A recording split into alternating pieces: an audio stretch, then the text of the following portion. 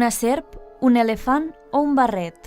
Aquesta és una de les preguntes que llença el conte clàssic El Petit Príncep. Ulldecona ha pogut fer un tast d'aquesta novel·la amb l'obra de teatre de la companyia NS Dansa. A través del ball contemporani, els actors han contat aquesta història per infants amb un rerefons filosòfic. Núria Serra és la directora de la companyia. És una obra molt psicològica, per tant, vull dir que és molt un creixement personal, una cosa un viatge molt intern.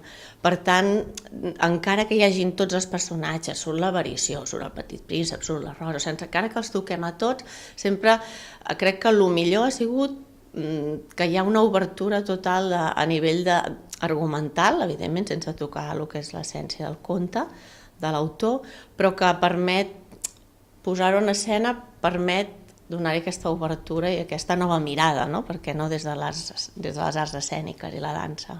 Però la Rosa no estava del tot feliç. El Petit Príncep era encara massa jove per estimar-la. L'espectacle s'ha realitzat dins la programació Dissabtes de Teatre que ofereix el Teatre Orfeu Montsià.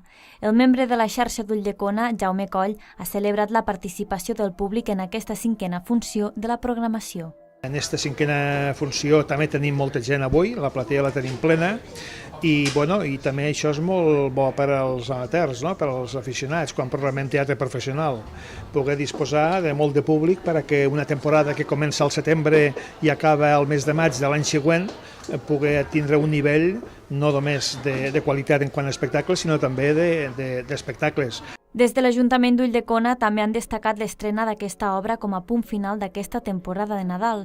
L'obra que porten avui ja com a obra ja emblemàtica, que és una obra que des de xicoteta te l'has llegit en llibre, te l'has llegit en cuento, i la veritat és que crec que serà fantàstica i una bona sortida de Reis preciosa. Sí.